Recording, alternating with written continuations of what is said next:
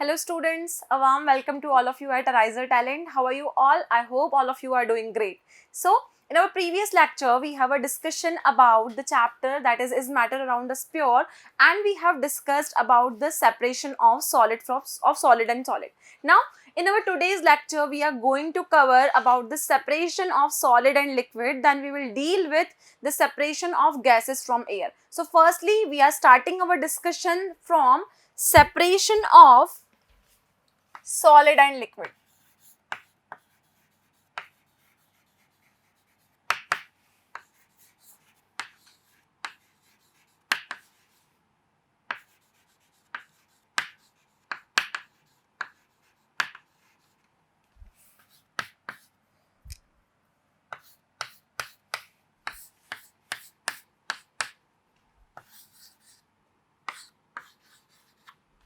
Now, solid and liquid are basically separated by using the three important techniques. The first one is by using the evaporation, second one is by using the centrifugation, and third one is by using the chromatography. Clear? So, we have the three basic methods for the separation of solid and liquid. The first method is evaporation. The second method we will use is about centrifugation, and the third method we will use is all about separating the colored components, that is known as chromatography. So these are the three methods we will discuss in our today's lecture for separating solid and liquid. Now we have seen that for separating solid from solid we have the two methods, that is by using the sublimation or by using or adding some suitable solvent. Now for separating solid and liquid, the method we are employing here is evaporation. Evaporation means the one substance or the one component you are taking here has the ability to vaporize easily. Okay, so what we are taking here, we are going to separate the blue colored ink and water. So if you are going to separate the blue colored ink and water, so water is having a tendency to vaporize easily and the blue colored ink will remain in the container you are taking. Okay, so we are separating the blue colored ink particles from the water here. So the topic is all about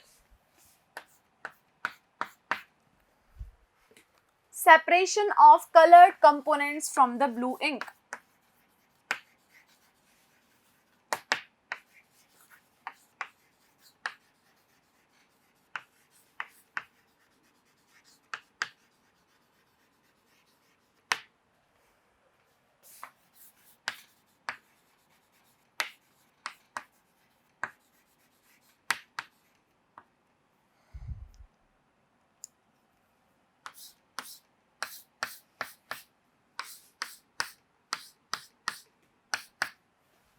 Now, for separating the colored components from the blue ink, what we have to take? We have to take a tripod stand here and you have to take a sand in an iron container. Okay, and this whole system is known as the sand bath. Then we will place a china dish over it and place a blue colored dye in it. Now, if you are going to pour water in this component, you will see that the water is having a tendency to vaporize easily and the blue colored component we are getting in the china dish here. So let us see what the system we are doing here. So firstly we are taking a tripod stand.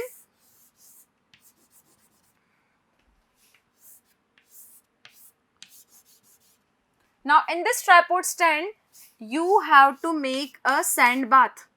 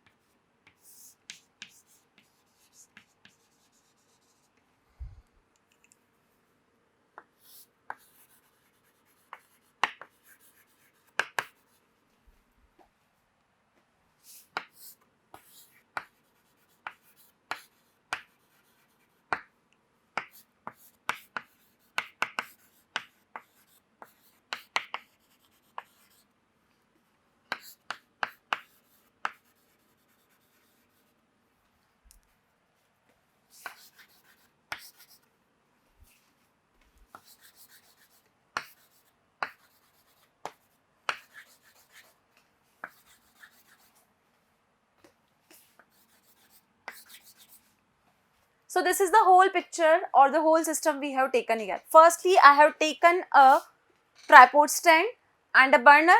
Now you can see that we have taken a sand in an iron container, and this is known as the sand bath. This is all about the sand bath, and we have placed a china dish over this system. Now in this china dish, we have taken a blue colored component of a dye. So we can say that it is a blue colored dye. We have taken a dye and a water. When you are going to heat this system, or when you are going to heat this mixture, what you have seen that water is having a tendency to make the vapors. So water will vaporize quickly, and the residue left behind is the blue colored component present here. So what you have to do, you have to simply heat this system very slowly. If you slowly heat this system, the water is going to vaporize easily, and the blue colored of the dye component you will get as a residue in this system. So this method is generally employed when the one material will having a tendency to vaporize very easily. So this is how, by using the evaporation, you can separate the solid and liquid. This method is also used for separating salt from water. So salt from water is actually done by using the evaporation only. So if you are seeing that if there are the large seas and we are obtaining salt, we are obtaining this salt only by the process of evaporation. Okay. Now, the next method we are going to start is all about the centrifugation. So in case of centrifugation, this is the process which is employing for separating the colloidal particles from the solution. If you want to separate the particles, that is colloidal particles, from the solution, we will use the centrifugation method.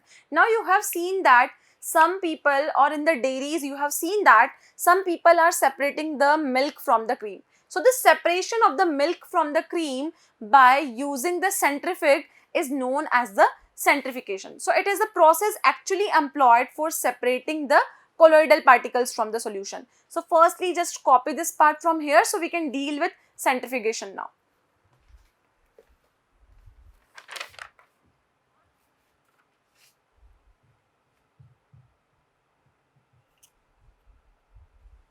Now, the next method we are employing here is centrifugation.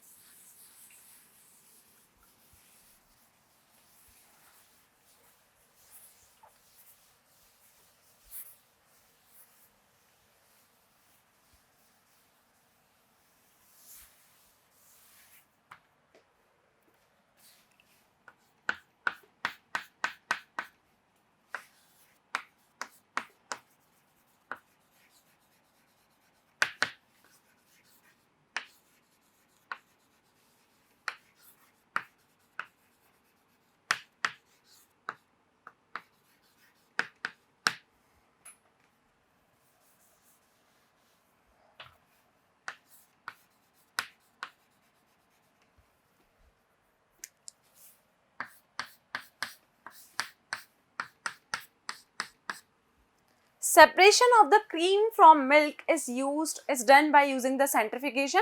So centrifugation is a process which is actually employing the principle that when you use the centrifuge, the suspended or the colloidal particles which are heavier will settle at the bottom, and the lighter particles will going to rise up and float on the container. Okay, so centrifugation is employing the same phenomena, that the heavier particles will settle down and the lighter particles will going to be float in the liquid you are taking here. So now in the separation of cream from the milk, what you will do, you will use a centrifuge and you will apply the current through it. So the wings, or you can see that the windings will rotate very rapidly, and if they rotate very rapidly, you can see that the colloidal particles which are heavier like proteins, carbohydrates, these will going to settle at the bottom of the container, and you can see that the fat which is lighter is going to rise up, and you can easily separate the milk from the cream from that milk. Clear? So this is actually the process which is employed in the dairies and in the hospitals too, when you need the blood samples of the different component. So for separating the blood sample, again this method is employed.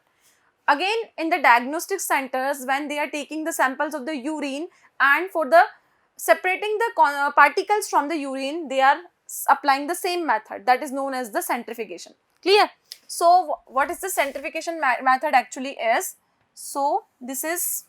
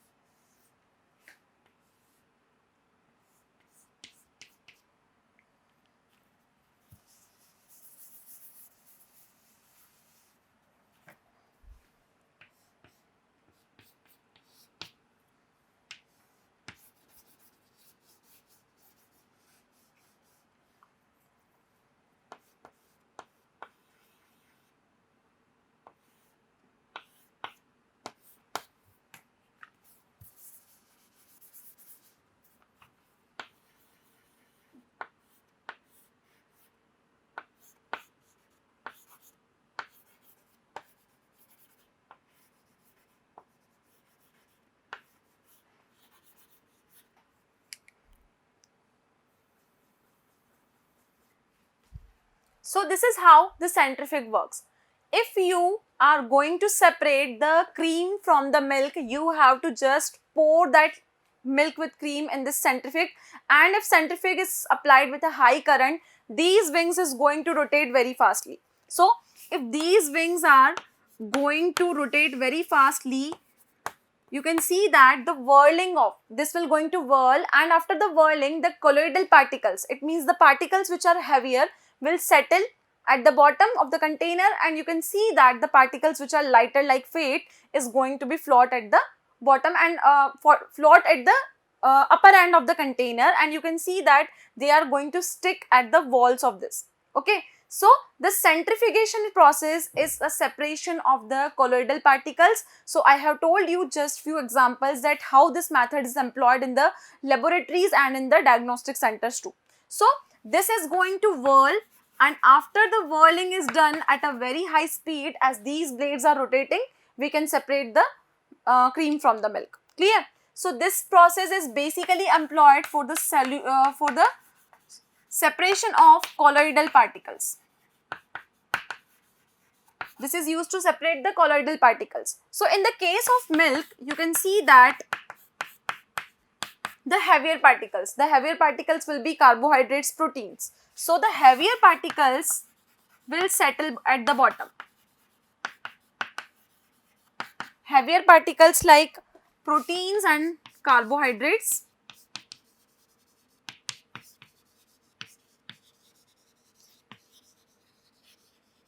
they are going to settle at the bottom. And the light particles, the lightweight particles are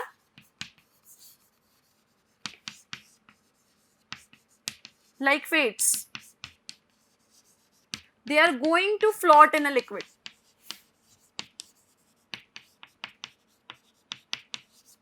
So for the separation of such type of the colloidal particles, the process of centrifugation is done, and the apparatus we are using here is known as the centrifuge machine. This is actually a centrifuge machine in which the process of whirling is done. This is a centrifuge machine you have. Okay. So this is the second method we are employing for separation of solid and liquid. Now let's move to our last category, that is about the chromatography. Okay. So chromatography is actually a Greek word which has been derived from the chromos, which means color. Okay. So colored components in case of any dye you can separate with the help of the chromatography, and this is the experiment you can done in your school labs for performing and see that how the chromatography can be done. So this is a very simple experiment, and it is basically used to separate the colored components from a dye. Okay. So we are starting our next part, that is about chromatography.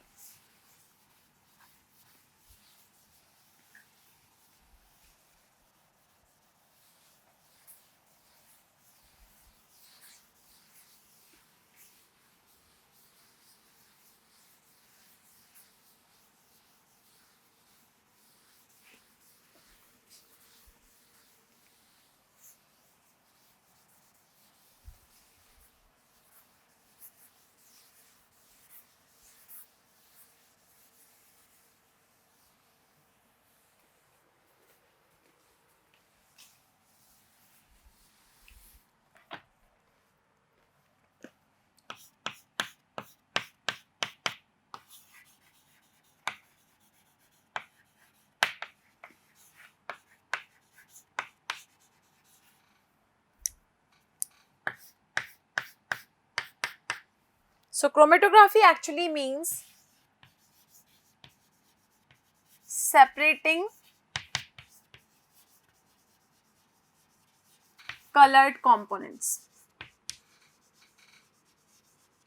For separating the colored components, the process which is basically employed is chromatography. Now how the chromatography experiment is done, we will take a strip and we can take a filter paper. We will take a filter paper which is exactly 22 centimeter long and 5 centimeter in width. Okay. So I am just taking a filter paper. This is our filter paper which is 22 centimeter in length and 5 centimeter in the width. This is a paper strip.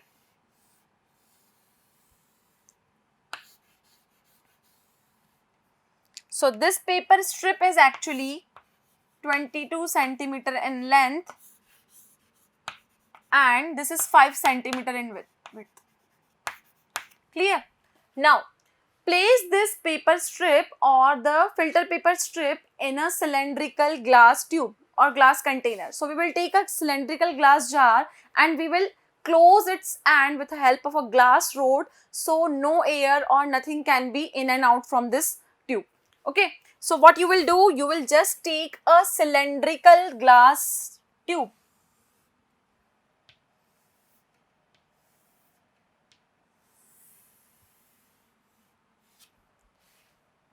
and put this strip, that is the paper strip you have taken in this glass jar. So, we will put this strip in the glass jar.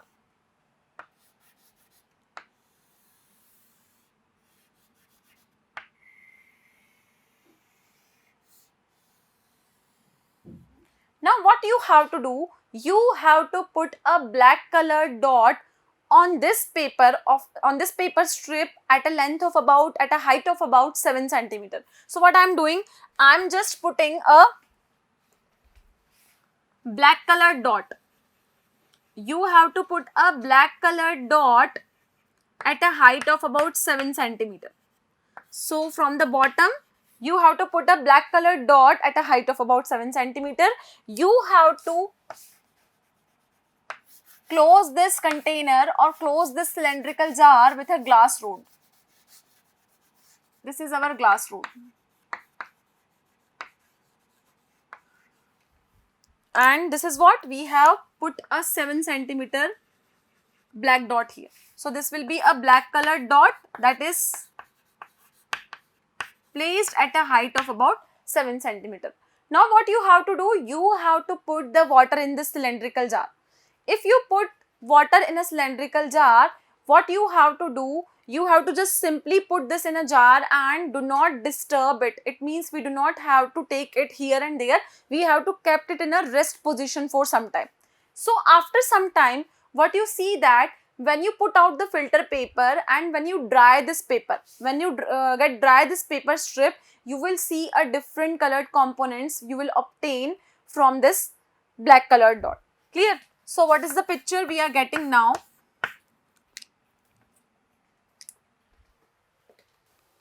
So, the next thing is, whenever the level of the water reaches the jar, you have to remove this filter paper and you have to dry this filter paper. Now, what you are getting here, you can see that the filter paper you are obtaining here. This is the actual black colored dot you have taken at the height of 7 centimeter. This is the actual dot you have.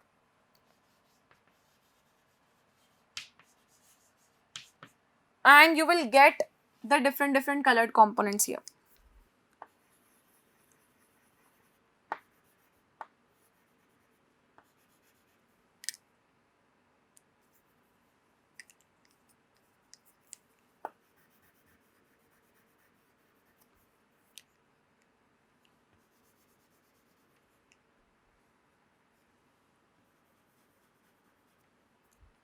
So, this is how you can get a different colors from this one actual black colored dot. So, I will get the different constituents of color here. So, after drying the filter paper, we can observe the different constituents of color.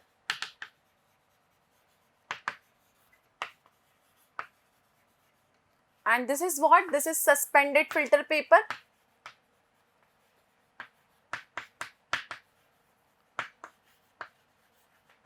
And this is our glass rod or glass lid, you can say.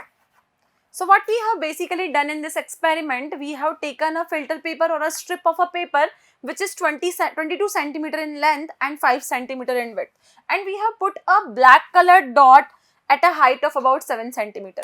Now, we have passed this system in a glass jar containing water.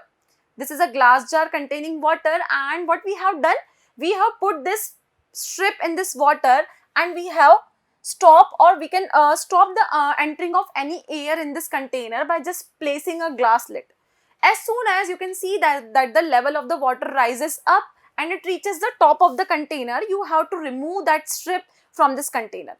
After removing the strip from the container, you have to dry this filter paper. After drying the filter paper, you can observe a different range of the colors on that paper. Some is of the blue color, green color, red color. From this black dot, you will observe a variety of the color here. So, this is how the chromatography is employed for separating the colored components. Now, in our day-to-day life, where you will find its application, if you want to separate the drugs from the blood sample. Suppose someone wants to separate the drugs from the blood sample, he will use this method for separating that. Suppose we have to separate the amino acids from the urine. So, from the urine, amino acids can be separated only by the chromatography. So, these are the three basic methods we have discussed in our today's lecture regarding separation of solid and liquid. The first method was evaporation, second one is centrifugation, and the third method is chromatography here. Now we are left with the two more parts, that is separation of liquid and separation of gases from air, that we will going to deal in our next lecture. So this is all over for today. Thank you so much and have a nice day.